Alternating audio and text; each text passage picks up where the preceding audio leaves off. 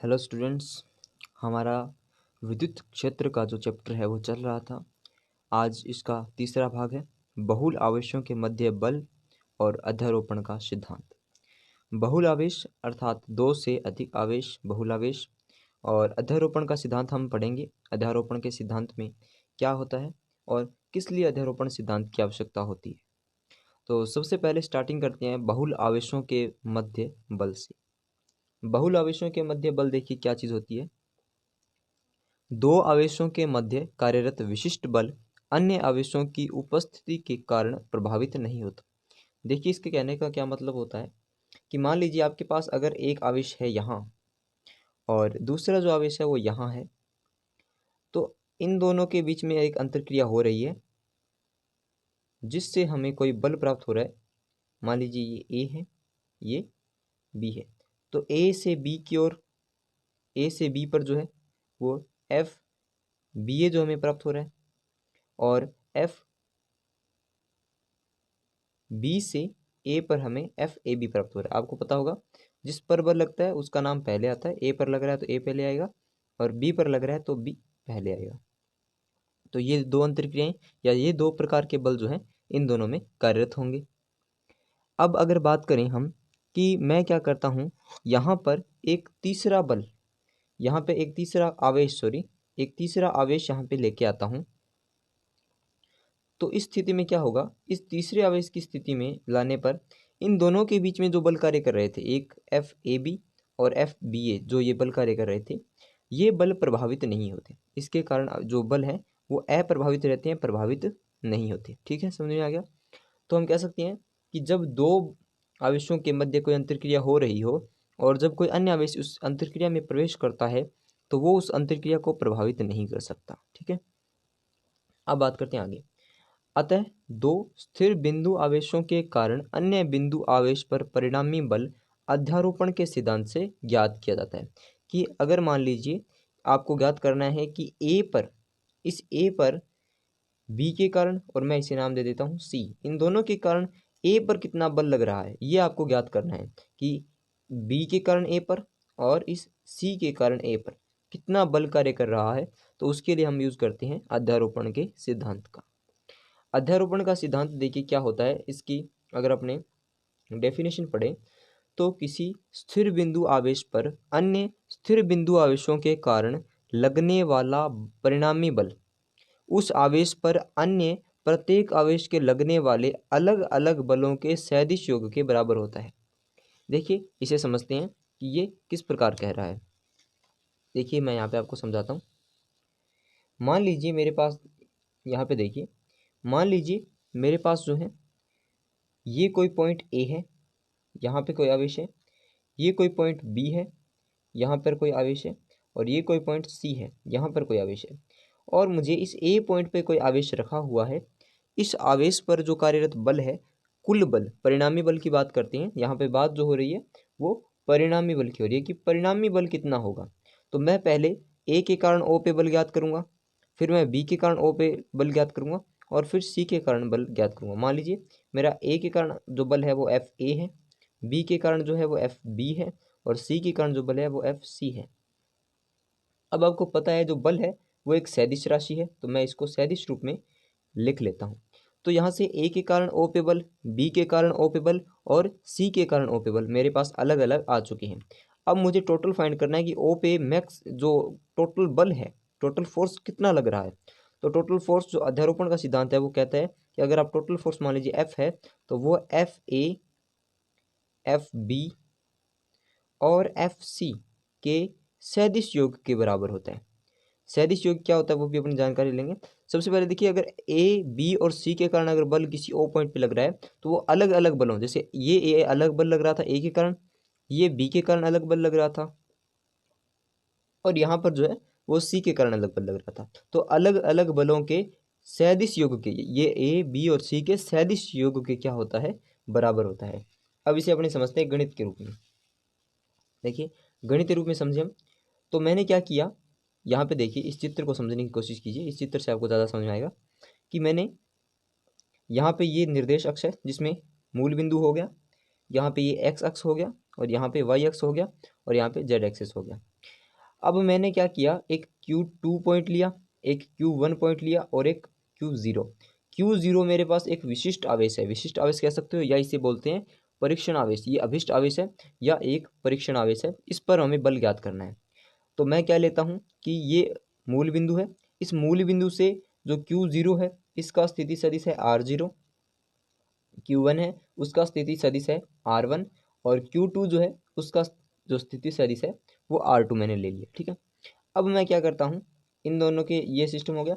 अब इस सिस्टम के अंदर अपने क्या करते हैं, पूरा जो निकाय है, पूरा जो सिस्टम है, इस सिस्टम में मैं क्या करता हूँ, Q1 से Q0 पर लगने वाला बल देखता हूँ कि Q1 से Q0 पर बल कैसे कार्यरत होगा। तो ये Q1 से Q0 के ऊपर लगने वाला बल हो गया जो इस दिशा में है, तो जिस पर लग रहा है वो पहले आएगा, यानी F01 आ गया मेरे पास। अब मुझे Q2 से देखिए, Q2 के कारण यहाँ पे देखिए ये Q2 है, इसके कारण Q0 पर लगने वाला बल मुझे याद करना है, तो ये Q0 के कारण लगने वाला बल हो गया। ठीक है, ये दो बल यहाँ पे आपको समझ में आ गया कैसे, कि Q1 के कारण Q0 पर और Q2 के कारण Q0 पर ये बल लग गया। अब Q0 के कारण Q2 पर बल लगेगा F02। ठीक है, ये दो बल आ गए मेरे पास। अब देखिए मेरे पास जो F01 है, यहाँ से देखिए F01 है, F01 मुझे निकालना है। F01 कौन सा होगा, इससे ये जो निकल रहा है बल, ये जो बल है इस तरफ, ये बल मुझे निकालना है। तो ये बल मैं कैसे निकालूंगा, F01 निकालें। लेकिन आपको पता है कि दो आवेशों के मध्य अगर आपको बल निकालना है तो उन आवेशों के अलावा उन दोनों के बीच की दूरी भी आपको पता होनी चाहिए कि उन दोनों के बीच में दूरी कितनी है। तो जिस पर बल लग रहा है वो पहले है, तो इसका स्थिति सदिश मैंने आपको पिछली वीडियो में बताया था, क्या रहेगा, R01 रहेगा। समझ में आ गया। इसी प्रकार Q2 से Q1 की ओर जो इसका स्थिति सदिश रहेगा वो R02 वेक्टर रहेगा। तो यहाँ से देखिए जो बल होगा Q1 द्वारा Q0 पर है, तो Q0 पहले आ गया, पर लगने वाला बल F01 1/4πε0 Q1 Q2 R01 का होल स्क्वायर, और ये आ गया। ये समझ में आ गया आपको, ये हो गया इतना। अब मैं क्या करता हूँ, ये तो था दो के लिए, अगर मैं क्या ले लूँ यहाँ पे Qn ले लेता हूँ, यानी 1 2 3 4 और ऐसे ही बढ़ते बढ़ते बहुत सारे बल मैंने, बहुत सारे आवेश जो है वो मैंने ले लिए। Q1 आवेश, Q2 आवेश, Q3 आवेश, बहुत सारे आवेश हैं।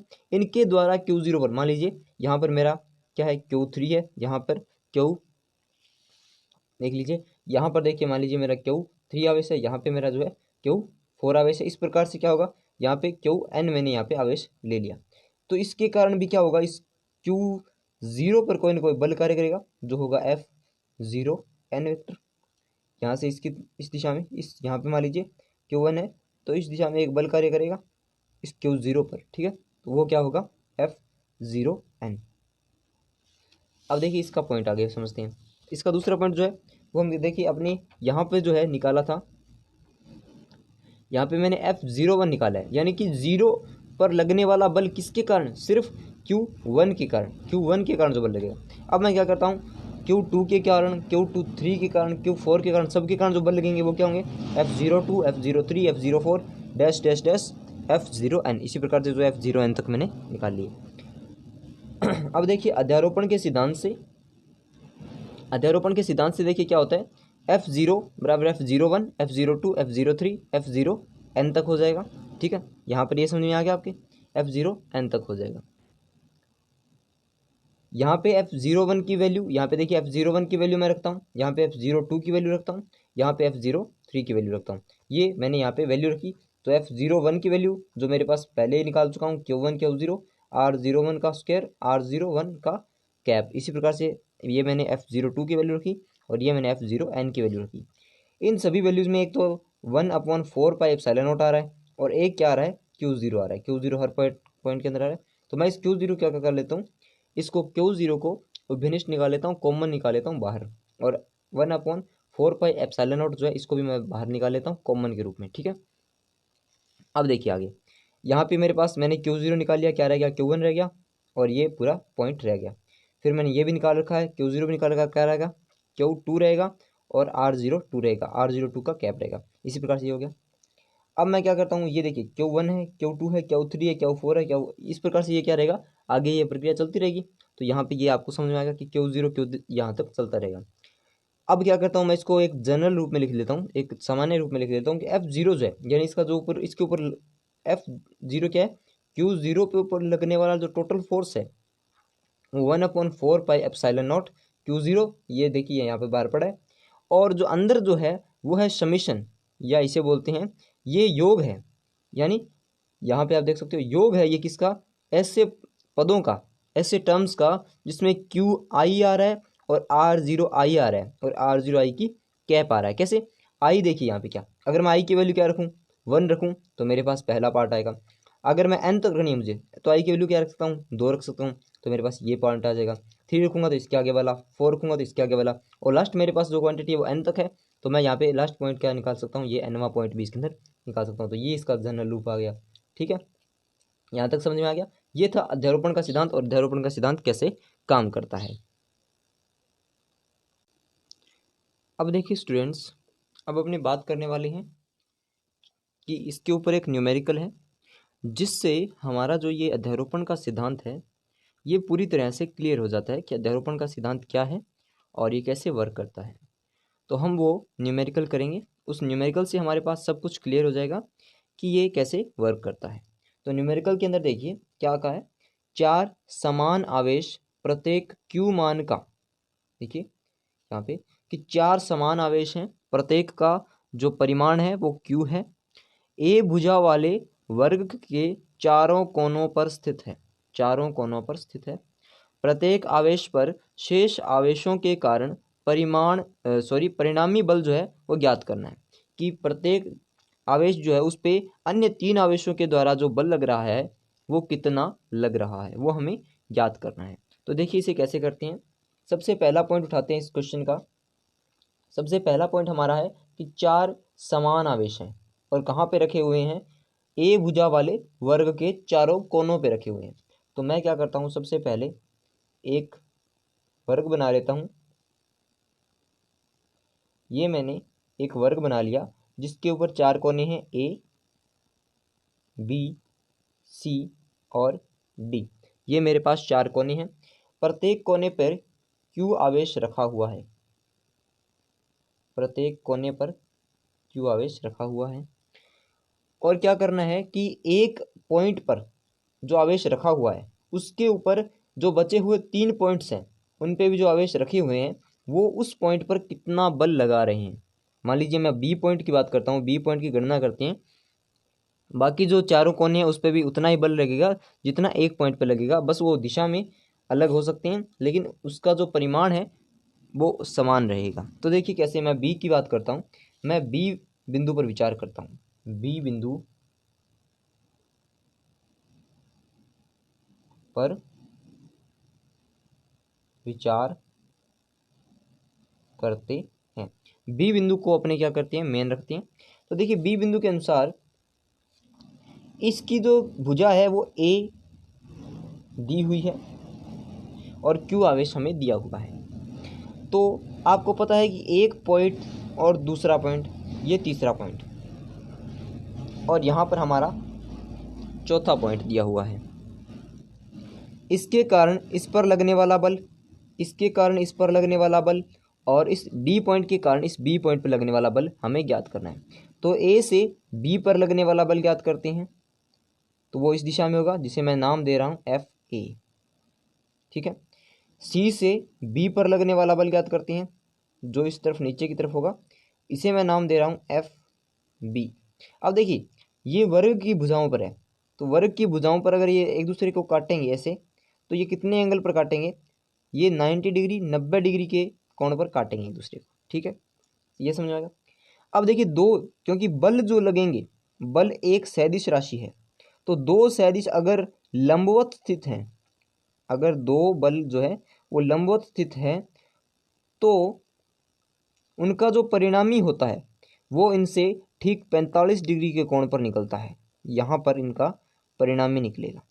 परिणामी क्या होता है, जब देखिए दो सदिश एक दूसरे से विपरीत दिशा में कार्य कर रहे हैं या एक दूसरे से किसी एंगल पर कार्य कर रहे हैं तो हमें क्या करना पड़ता है, उन दोनों का परिणामी निकालना पड़ता है, जो क्या रहता है उन दोनों के बीच में। अगर ये 90 डिग्री है तो 45 इन दोनों के बीच में यहाँ पे ये इसका परिणामी रहेगा। अब देखिए नेक्स्ट चीज, अब हमें ए से बी पर मिल गया, सी से बी पर मिल गया, हमें निकालना है डी से बी पर। तो देखिए डी से बी पर कैसे निकालते हैं। मैं क्या करता हूँ, डी से बी को मिला देता हूँ। ये मैंने डी से बी को मिला दिया, तो ये जो भुजा है ये आगे भी बढ़ेगी क्योंकि हमें बल निकालना है। तो मैंने ये यहाँ पर इसको बढ़ा दिया और ये डी है तो मैं इसे एफ डी नाम दे देता हूँ। और ये जो इन दोनों का परिणामी है इसे मैं एफ डैश नाम दे देता हूँ। ठीक है, ये दोनों का परिणामी, इसका और इसका जो परिणामी है वो एफ डैश है, और ये जो बल कार्य कर रहा है ये एफ डी कार्य कर रहा है। अब दोनों की दिशा समान है, दोनों की दिशा समान है, तो जो इस तरफ जो परिणामी बल होगा यानी कि बी पर जो परिणामी बल कार्य करेगा, बी पर कार्यरत कुल बल, बी पर कार्यरत जो कुल बल होगा वो हमें प्राप्त होगा एफ, मान लीजिए मैं लेता हूं एफ, तो वो हमें मिलेगा एफ डैश वेक्टर प्लस में एफ डी वेक्टर, ये होगा। अब ए और बी नहीं रहेंगे, ए और सी नहीं रहेंगे, सॉरी ये सी पॉइंट था, ये सी है, एफ ए सी या ये नहीं रहेंगे, अब रहेगा एफ डैश और ये डी, ये दो रहेंगे। अब हमें एफ डैश निकालना है और एक एफ डी निकालना है। एफ डी निकाल लेते हैं सबसे पहले क्योंकि ये सरल रहता है। एफ डी जो होगा वो देखिए कैसे निकलेगा, यहाँ पर आवेश Q है, ये भी आवेश Q है, दोनों आवेशों का परिमाण हमारे पास है। तो जो बल होता है, बल के सूत्र के हिसाब से K Q1 Q2 bye are square होता है, ये आपको पता है कि Q1 Q2 bye are square, दोनों ही Q है तो मैं इसको Q लिख रहा हूँ, Q1 Q2 नहीं लिख रहा हूँ। ठीक है, अब देखिए यहाँ पे आर क्या होता है, इन दोनों के बीच की दूरी, इन दोनों के बीच की दूरी हमें निकालनी होगी। देखिए इस चीज़ को आप ध्यान से देखिए, अगर आप यहाँ पे देखोगे तो डी से बी के बीच की दूरी जो है वो हमें यहाँ पे निकालनी होगी। इस दूरी को निकालने के लिए आप इस चीज़ पे ध्यान दीजिए, यहाँ पर जो है ये देखिए यहाँ पे ये एक यहाँ पे त्रिभुज बन रहा है। ये कौन सा त्रिभुज है, ये एक समकोण त्रिभुज है। ये कौन सा त्रिभुज है, ये एक समकोण त्रिभुज है। तो मैं ये कह सकता हूँ कि जो ए का स्क्वायर है प्लस में इस ए का स्क्वायर इस डीबी के स्क्वायर के बराबर होगा। डीबी को मैंने ले रखा है आर, तो इस आर के स्क्वायर के क्या होगा, बराबर होगा। यानी कि जो आर स्क्वायर की वैल्यू है वो मेरे पास आ जाएगी 2a²। ठीक है, ये आर स्क्वायर की वैल्यू मैं वहाँ पे रख देता हूँ। तो मेरे पास जो एफ डी है वो मुझे प्राप्त हो जाएगा के Q², क्योंकि Q को Q से गुणा करें Q² हो गया, Q² बटा में आर स्क्वायर की वैल्यू मेरे पास क्या आई है 2a²। मैं इसे इक्वेशन 1 नाम दे देता हूँ। ठीक है, यहाँ तक समझ आ गया, ये हो गया Q1। अब अपने बात करते हैं नेक्स्ट चीज़। अब हमें निकालना क्या है, अब हमें निकालना है ये एफ डैश की वैल्यू हमें निकालनी है। तो एफ डैश की वैल्यू देखिए कैसे निकलेगी। एफ डैश जो है वो एफ ए और एफ सी का क्या है, परिणामी है। तो पहले हमें एफ ए निकालना होगा, फिर हमें एफ सी निकालना होगा। तो पहले मैं एफ ए निकालता हूँ। तो एफ ए देखिए क्या होगा, एफ ए देखिए कैसे निकालेंगे। इस चित्र के अंदर देखिए ए से बी के बीच की दूरी जो है वो कितनी है, ए है। क्यू और क्यू दोनों आवेश हैं, तो यहाँ पे अपना सीधे सूत्र लगा देते हैं के Q² बाय a²। क्यों, क्योंकि Q इंटू क्यू Q² हो जाएगा और बटा में R² आता है, R यानी दोनों के बीच की दूरी। तो यहाँ से आपको चित्र में दिख रहा है कि दोनों के जो बीच की दूरी है वो कितनी है, a है। ठीक है, तो ये मेरे पास आ गया एफ ए। फिर मैं निकाल लेता हूँ एफ सी भी सेम इसी प्रकार से के Q² बाय a², ये रहेगी। तो इन दोनों का जो परिणामी है एफ डैश होगा वो होगा हमारे पास एफ ए का स्क्वायर एफ सी का स्क्वायर, ये इसका परिणामी का सूत्र होता है ये एफ ए का स्क्वायर और एफ सी का स्क्वायर। तो स्क्वायर करके यहाँ पे आप लिख दीजिए। देखिए एफ ए जो है, यहाँ पे एफ ए की वैल्यू देखिए ये है और ये एफ सी की वैल्यू है। अब देखिए यहाँ पे दोनों की वैल्यू क्या है, सेम है। तो इन दोनों की जगह पे मैं क्या लिख सकता हूँ, एफ ए जो है वो किसके सेम है, एफ सी के। तो एफ सी की जगह पे मैं क्या लिख सकता हूँ, एफ ए ही लिख सकता हूँ। दोनों की जगह मैंने एफ ए लिख दिया।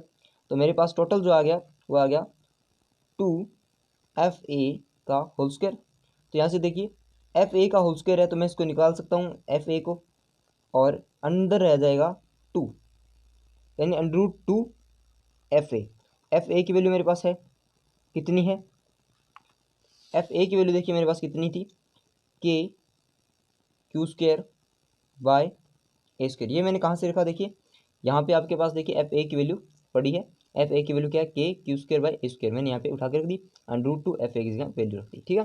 तो एफ ए आ चुका है, सॉरी ये एफ डैश आ चुका है, एफ डैश ये है मेरे पास, और एफ डी जो है वो मैं पीछे यहाँ पे निकाल चुका हूँ कि एफ डी की वैल्यू जो है वो मेरे पास के q square by 2 a square आ चुकी है। तो यहाँ पे रखते हैं सूत्र में, एफ जो था मेरे पास क्या था, F dash plus F D.